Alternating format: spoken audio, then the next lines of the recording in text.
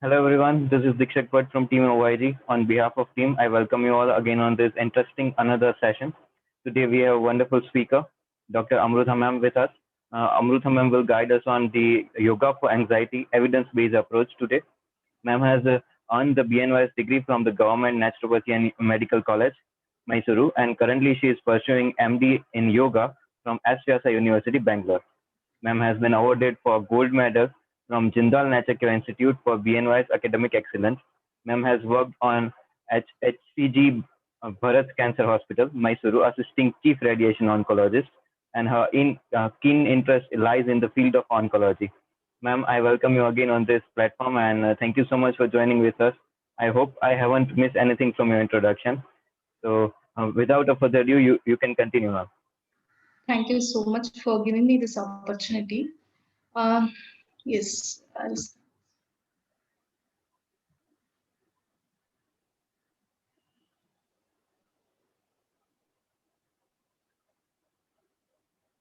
Yes, ma'am, your screen is visible to us.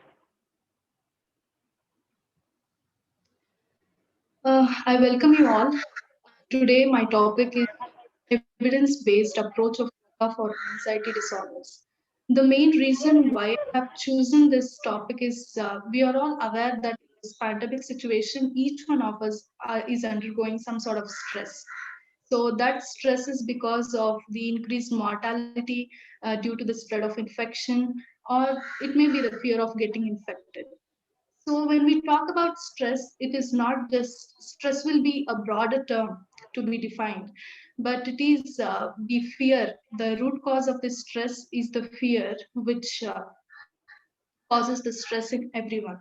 So today in this session, we will be talking about the evidences what yoga has to do in anxiety disorders. With this better understanding of fear, and we'll be able to adopt yoga for curing, for having a better mental health. So yes, we know that this is a pandemic season. I would say that we are choosing life over lifestyle. It is not. It is no more lifestyle which was earlier before pandemic. It is now survival has become very important now. So for that, it is again the fear is something which is holding us back because of this pandemic situation. Each and every one of us adapting to the new lifestyle, be it adapting to the new lifestyle or anything for that matter, fear is something that is there in each and every one of us. And if this fear persists for a longer period of time, that will result in anxiety. So it is before addressing what is anxiety, it becomes important for us to know what is fear. Fear is any unpleasant emotion that happens during a demanding situation. Our system is programmed in such a way that it perceives fear. First is in two types actually.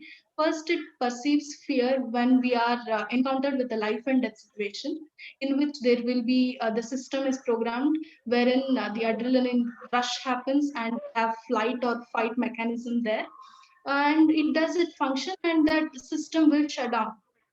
But at times, when it is not a question of life and death, even then we perceive some of the situations as fearful situations. For example, fear of being bullied, fear of speaking in public. So all these conditions, all these situations will create anxiety in individuals. And if that, according to the Diagnostic and Statistical Manual 5, it is said that if this feeling of anxiousness, feeling of worry continues for more than 6 months, it will result in anxiety. And we can diagnose that condition as anxiety disorders. And it is also important for us to look at the scriptural evidences, what scriptures have to say about the anxiety or fear. Coming to that, we have one of the Hitopadeshas wherein they say that Ahara, Nidra, Bhaya, and Maithuna. These four things are present, four fundamental things I would say are present in each and every being living on this earth, be it human, be it animal.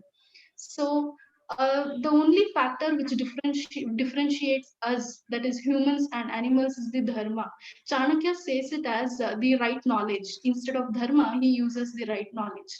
When we are when we have failed to conduct ourselves in a rightful manner with using the rightful knowledge, we will end up in this distress, marked distress, of course.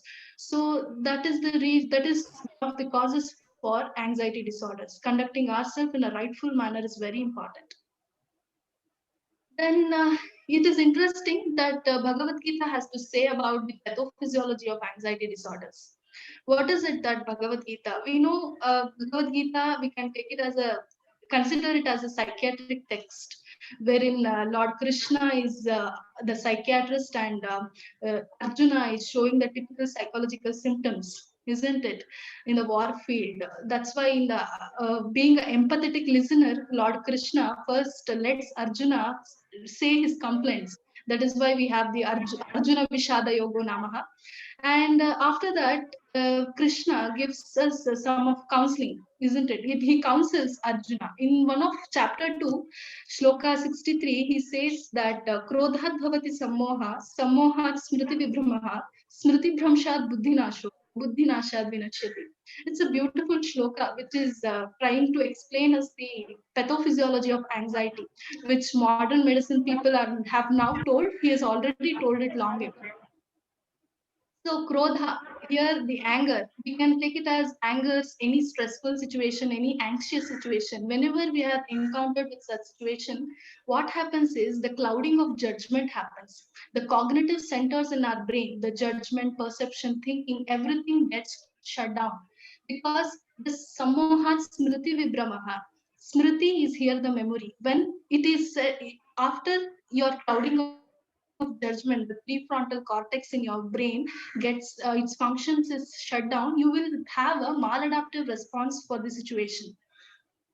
When this is what we talk in the modern science, wherein our sense organs perceive the threat and they project it to the amygdala, commonly known as the fear center, and that will give its projections to the hippocampus, the memory center, and then that have what it does is it will shut down the cognitive centers in the cortex, especially the prefrontal cortex. Then we will end up with a maladaptive response for our behaviors. So with this background, we shall now go for the causes of anxiety disorders. So when talking about causes, first we will say the genetic. It is not mandatory. Just because my grandfather was an anxiety patient, I need not get it, because we know that genes, until and unless provided an environment to become dominant, to become expressive, they won't. It is again our lifestyle which decides the expression of the genes. Apart from that, we will discuss about the neurochemical abnormalities in detail. The lifestyle, of course, when we talk about lifestyle, we have the diet, exercise, and sleep. Basically, we consider these three factors which determine our lifestyle. When this is wrong, when we have maladaptive lifestyles, that also results in causing marked anxiousness, and it retards your mental health. And coming to substance abuse, as we all know, smoking, alcohol, so all these things will have a negative impact on your brain functions. So yes, again we will. I would always take scriptures and scientific evidence hand in hand, because if Patanjali Maharshi had not told us Yoga Chitta Vritti Nirodha, we would have not been conducting the researches these days what we are conducting on yoga and mental health, isn't it? So again, one of the shlokas from chapter 2 of Bhagavad Gita, 48 shloka, which says, Samatvam Yoga Uchyate, that is maintaining equilibrium is yoga. Any system has to be in a state of equilibrium. We cannot have a excitatory response more and inhibitory response less. It has to be set in a balance. Only when we are able to strike a balance, we will be achieving the better living. In the anxiety, we see that underactivation of serotonergic system and overactivation of the noradrenergic system leads to anxiety. So there are neuroexcitatory hormones and neuroinhibitory hormones in our brain. Coming to neuroexcitatory hormones will be the serotonin, glutamate, dopamine, and the majority chief neuroinhibitory hormone will be the GABA, the gamma aminobutyric acid. This is very important. This is the neurotransmitter which just keeps everything cool, which keeps us calm and cool.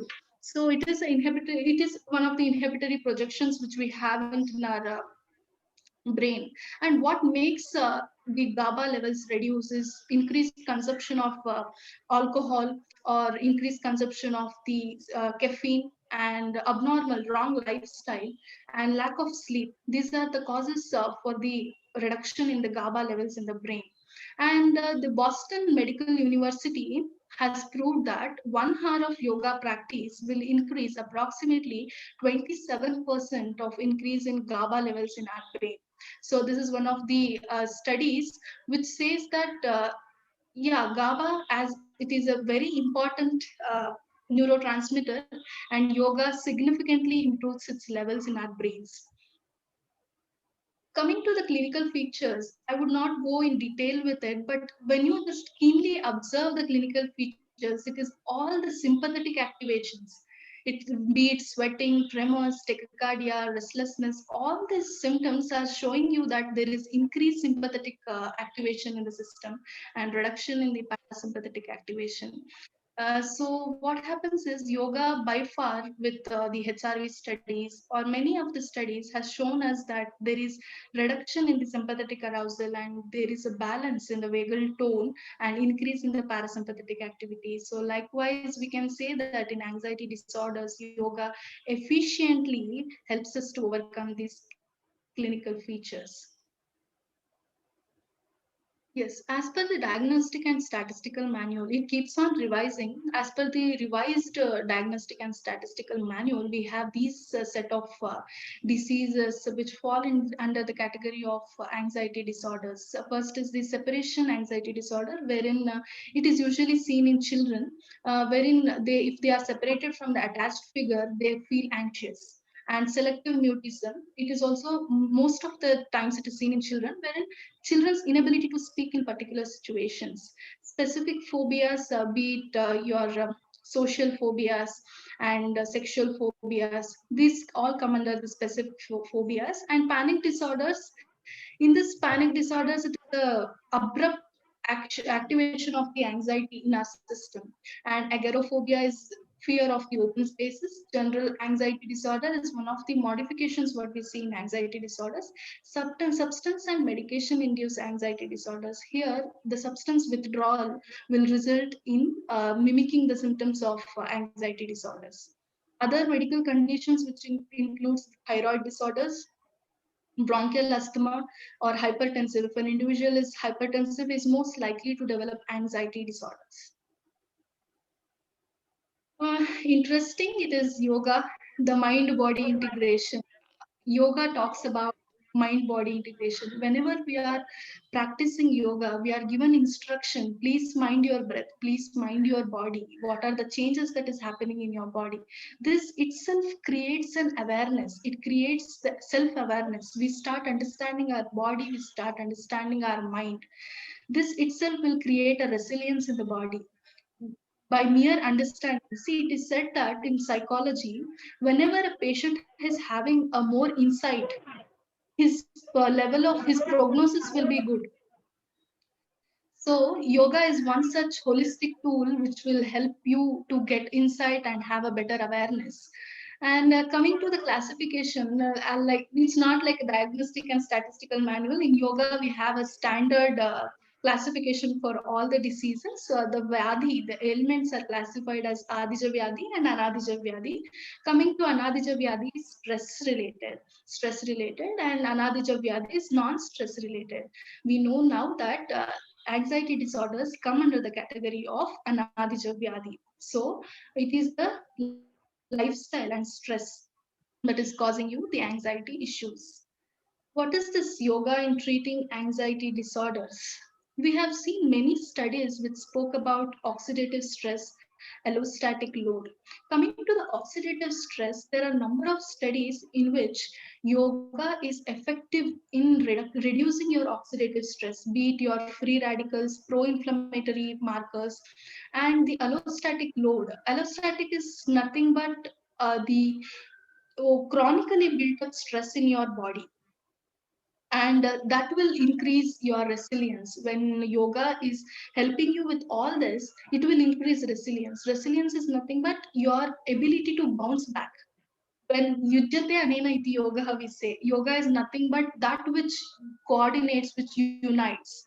That is what exactly happens in our brain. It forms a better connectivity inside your brain. There are a number of neuroplastic increase in neuroplasticity, increase in gray matter thickness, increase in hippocampal volume. So all this will indicate us that it will increase the resilience power inside us by a holistic approach. Of course, it does not treat you just symptomatically, but it treats you, it considers all the aspects: physical, mental, spiritual, and psychological aspects. The aims of yoga therapy would be, of course, to reduce the anxiety attacks, to reduce the dependency on pharmacotherapy. So this is quite important. Being a camp practitioner myself, it becomes an important responsibility on me to reduce the dependency on pharmacotherapy. You know, whenever an individual is diagnosed with an illness and is asked to depend on a pharmacological agent in order to get control over his physiological events, that itself is so much distressing for that individual. Well, this is where we can understand our scope of yoga therapy, and when rightly incorporated will definitely help. And also we have to motivate individuals to go for non-pharmacological approaches. And also to improve sleep, we see that there will be reduction in the sleep, and also the quality of sleep will be markedly distress in anxiety disorder patients, and of course to improve his quality of life. This paper basically is talking about neurotransmitters, inflammation, and oxidative stress, which we have already discussed, and the increase in the levels of the GABA, increase in serum prolactin levels, and downregulating not just the hypothalamo-pituitary axis, but also the limbic system downregulation is important when it comes to anxiety disorders or any mental health disorder. The Ashtanga Yoga. So here we have Yama and Niyama. These both are the ethical prescriptions what yoga gives us, isn't it? That helps us in a better to create a better behavior in the society. Not just that, we have asanas and pranayamas which are preparing us. The body is being prepared and the mind. We know that breathing has to do with mind. Chale vate chale chittam, we say. Whenever it is completely related with your breathing, your way of thinking, your way of behaving is related with your breathing. The correcting the pattern of breathing comes in pranayama. Apart from that, we have pratyahara, dharana, dhyana, samadhi. So all these techniques are there for building a mindful activity, mindful attitude in an individual. So here we have one study which says that 20 minutes of yogic breathing practice will reduce salivary cortisol levels in our body. Not only that, we already have seen that GABA levels, and also increase in acetylcholine. Acetylcholine is important for your memory. So that is increased with yogic practice. And one of the important neuroprotective hormone, that is BDNF, brain-derived neurotropic factor, it is involved in maintaining the neurons. You know, it helps to build up the resistance in the neurons. When there is reduction in the levels of BDNF, you are more likely to get brain degenerative disorders like Alzheimer's, dementia. So all this, you will be more prone to get it. With yoga, it is said that it will increase the brain-derived neurotropic factor. And we should not forget about the impact of yoga on immune system.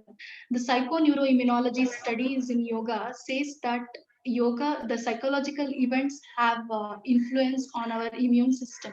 The maladaptation of the immune system happens with the psychological events. Coming to that, it will reduce your depression, reduce anxiety, and reduction in the negative symptoms, and increasing in cognition, sleep, and attention. So next is approach of yoga. We exclusively practice in our SVSI University the Panchakosha approach. wherein we treat individual by layers, that is Annamaya, Pranamaya, Manomaya, and Vijnanamaya Kosha. So coming to that, first we will look at the Brahmari Pranayama. So Brahmari Pranayama is one such pranayama, especially in COVID situations. It is found to increase the endogenous nitric oxide synthase levels, which is important. It is a cardioprotective chemical in our body, which is important, and in turn it will help in restoring the respiratory functions. And as we have already discussed about the HRV studies, wherein high frequency component of the HRV studies indicate increase in high frequency component indicate that there will be increase in parasympathetic activity and reduction in the sympathetic activity. Coming to the brain imaging studies, when compared to the non-yoga practitioners, it is found that gray matter volume, the hippocampal volume, and the downregulation of the limbic system is markedly seen in yoga practitioners. And Omkara chanting will help you with the increasing the tone of the vagus nerve, which is again helpful in your parasympathetic control. And all the kriyas, asanas, and pranayamas in turn will bring you the awareness of what I am, what is my body, and what is my mind. And in the Panchakocha approach, we have the for the physical symptoms, Annamaya Kosha takes care of it. And for emotional symptoms, we have the Pranamaya Kosha and Manomaya Kosha, and cognitive symptoms like attention, judgment, perception. So all these awareness are created with Vijnanamaya Kosha and Anandamaya Kosha approach. So there was one study in IMHANS in which they have compared the results of one of the Panchakarma Ayurveda Panchakarma treatments, the Shirodhara and Yoga, on these clinical symptoms, cognitive functions, and sleep of adults with anxiety disorders, and they have found a significantly improved result when both combined, both Shirodhara and Ayurveda, with a combined approach. There are better clinical improvements in that individuals. And yes, this is a trending topic. What usually the researchers are behind. First is mindfulness and resilience. What is being mindful? Mindful is nothing but living in present, and that is what we train you in the practice of yoga. Just being in present, being aware of what is happening inside your mind and how it is happening in your body, and that in turn creates resilience. The bouncing back ability of an individual, the recovery ability of an individual will be markedly increased with this mindfulness practices. And we should not forget there was a study on a chemical, the love hormone, what we call that is the plasma oxytocin. Plasma oxytocin is one which helps in bonding, isn't it? Bonding relationships. We have seen with mother and baby, this is a better bonding. And that also is found to have an effect in schizophrenic patients, wherein social cognition, it will improve your social cognition. And when yoga therapy was applied in such patients, it was seen that increase in plasma oxytocin level. So that help the individuals with better social behaviors and peer conditioning. Apart from that, we also yoga also has different streams. The four the main streams, what we know, according to the individual, one can opt to any of the streams which he or she is feasible with. First is Karma Yoga, Gnana Yoga, Raja Yoga, and Bhakti Yoga. For the aim is just the Yoga Chitta Vritti Nirodha to cessate the modification of the mind. And one more interesting thing is what is the role of spirituality in anxiety disorders? So, what is spirituality? Spirituality is nothing but knowing the self. Whenever there is a better understanding about the self, we are away from the risk of developing any mental health disorders. There was one shloka which is the Purna Madha Purna Vidam, which in short is about it says that we are the part of the higher self, isn't it? So understanding this understanding spirituality is not religion, but the understanding that we are connected to the higher self, and there is something higher than us itself will have a impact on your mental health. And we use cognitive behavioral therapy in our psychiatric counseling. which it is to do with your thinking and behavioral this thing. So when you incorporate spiritual values to cognitive and behavioral therapy, it is said that it will have an improved mental health in the individuals, with which emphasizes on acceptance, hope, achieving meaning and purpose, and also the forgiveness attitudes in the individuals. So with this, finally, we'll coming to the end of this session. By incorporating yoga and understanding the self, we can have a better mental health, especially in this pandemic situation wherein each one of us are under the stressful situation. By understanding what is fear and how is yoga going to help you, we all can have a better mental health. And I came across one of the acronyms which says that fear is false evidence appearing real. So with this note, I would like to thank you all for giving me this opportunity. Thank you all. Thank you so much, ma'am. It was a wonderful presentation and it was a wonderful explanation you gave. So it was so good that we had a session. Ma'am, there are a few questions I would like to ask. Yes. Ma'am, first question is like that if a patient is of anxiety disorder or something like a psychological disorder this patient is having, then first I noticed that they are shy to go with the doctors. So if the person is coming through the family member or something, so how would you go further to connect with that patient now? So first of all, the psychiatric counseling starts by seeing the patient, whether the patient has come alone or he has come with the caregiver. By that only you will get to know whether he has insight or no insight, isn't it? It doesn't happen at one session at all. You will have to understand whether that over a period of sessions you will be able to open up that individual, build a better rapport with that individual, and then maybe you can address his anxiety issues. Yeah, because I have noticed that some patients are shy that they even do not speak, and afterwards it's hard to them for stick to the routine of if we prescribe them a yoga routine or something like that. So it's hard for them to stick it to that routine because they even don't feel to do anything at all. The complaint is like that I don't like to feel do anything. So how would you motivate them to continue with this yoga routine now? For such individuals, maybe group-based approach will be helpful. It is you cannot treat such patients in the beginning phase like an individual, but a group-based approach will be helpful so that he sees the other patients in performing maybe yoga or any relaxation practices or just the chanting of Omkara, not the person chanting, but he's listening others chanting itself will create a kind of a calming effect in his brain, and that itself will further promote him to take up the practices. Maybe Ma'am, by talking. Yeah, continue, ma'am, please. helping the individual to means to individual to undertake the group practices rather than individual practices will definitely help him to gradually open up about his conditions, and it will lead to a better prognosis. The approach should be with a group based approach. Ma'am, talking about the lifestyle disorders, ma'am, how would you recommend for an ideal lifestyle?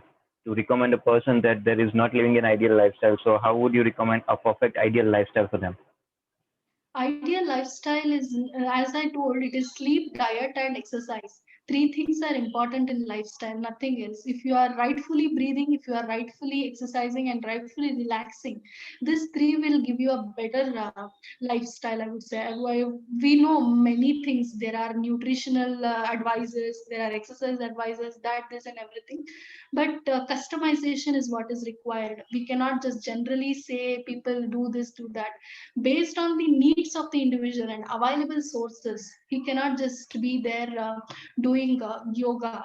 For an IT professional, we cannot invest so much time. But then there comes the customization.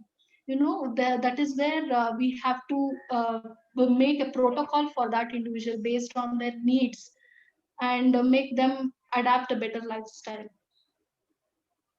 Ma'am, regardless of topic, I would like to few questions from your career, ma'am. So, first, my question is that what was that spark that attracted towards this field of healing? Because you have a gold medal in the BNY, so we would like to know that what was that spark? Um, I would say I did not join this, frankly saying, I did not join this course by choice. It was by chance what I came into this course. Maybe most of the BNY students, I see so many of them, and most of them are the same with the same category. Like they come to the course by chance, not by choice. So my situation was also the same. And frankly saying, during the initial days in the first year, it was very difficult for me to understand this concepts. It is not like science, complete science, wherein you can the physiology, anatomy was okay, fine. But when you try to understand this yoga concept, it initially at that age it was very difficult for me, like any other student. And coming to the academic, one of my teachers told me that society needs good doctor. They don't accept you just like that, and it is a noble profession. And I would say that I did not choose the course, but the course has chosen me. So it is my duty to provide justice to that course, isn't it? In that case, it is my responsibility to understand what is there in that whatever, if you call it a syllabus or whatever the science is entire, and do some studies in the research, so that contributes something to my mother field, naturopathy and yoga. And now I'm proud of it. Ma'am, as per right now, the awareness is going on in naturopathy field and yoga field. So how do you see naturopathy and yoga in the coming future, ma'am? Naturopathy and yoga, coming to its success, I would say it is the individual, the students, how they develop their skills. Any course for that matter, be it MBBS, be it anything. So it is completely dependent on how you develop your skills and how you are reaching to the public. How first is the necessity comes first. If you prove that yoga and naturopathy is necessary, then people will start automatically accepting you, isn't it? And the better way, better skillful way to adapt, because this is a competitive field these days that itself creates a lot of stress. Yes, it is the skill. Ma'am, one personal question from my side that there are so many researchers coming on today, and to update with this research is hard for me even because I'm just a final year student. And so, how do you cope up with this researches and every day because updation is coming on and coming on? So, how do you keep yourself up with the researches, ma'am? Researchers in a sense, see, one what happens is you know where exactly your field is potent. For example, say non-communicable diseases, one or the other updations keeps on happening. For example, recently I saw one paper in which they told that during the practice of Kapalabhati, there is initially parasympathetic withdrawal will be there. These are the some subtle changes will keep on happening in the field. You only come to know when you search on PubMed or all the things. It is all we have to do with the keywords. If we are right with the keywords, we will catch up with the right paper. That is what happens in research literature review also. It is like an ocean. You keep on searching, you keep on searching. Maybe it is the zeal inside you to know what is actually happening, and invest your time to just open up your browser and just look at what is actually the trend. It is the zeal and investing your time matters to keep updated with the research. Ma'am, it was really a great tips. I will just keep note for the tips because this is going to help me in future as well. And I would like to pursue masters as you did. So one question is here is that according to you, what kind of a skill a professional healthcare professional should have for a successful career? Both clinical practice and research should go hand in hand. You cannot just stick to the clinical practice, you cannot just stick to the research. When it goes hand in hand, only then you will come up with an effective contribution to your system. So it is important to consider both you see both patients and research papers together. Thank you so much, ma'am, for your wonderful time, and it was really a great session. So, as you have such an inspiration profile for us, would you like to share some message to all the interns and students who are listening to us right now? Your last words, ma'am. Yeah.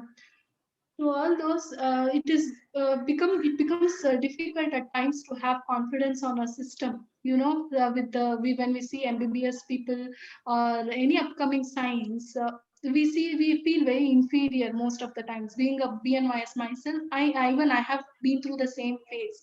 But at the same time, whenever you keep on updating and keep on updating your knowledge in your stream, it builds up your confidence. It is not like other system, as I told, when you give, suppose, a paracetamol to an individual, the chemist is programming the pill with the antipyretic and analgesic action and is targeting the system.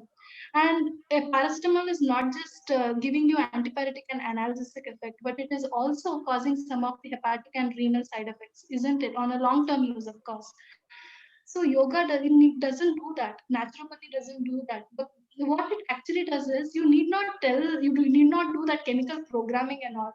You just have to customize the treatment as per the individual needs, and it knows what exactly to do that to do the individual. It treats the root cause of the disease. When a patient comes to you with the insomnia, it doesn't just suppress or increase your GABA. It is not just on the chemical level, but the subtle layers are also treated. This is the beauty of our science. This is the beauty of naturopathy and yoga together. I'm totally agree with you, ma'am. And once again, thank you so much. It was a really a nice session, and I thoroughly enjoyed the session. You explained it very well. We hope Thank that in future we could connect again and have another chance to learn from you with another topic. So thank you so much for giving us your time, and we are all glad that we could connect it, ma'am. Thank you so much.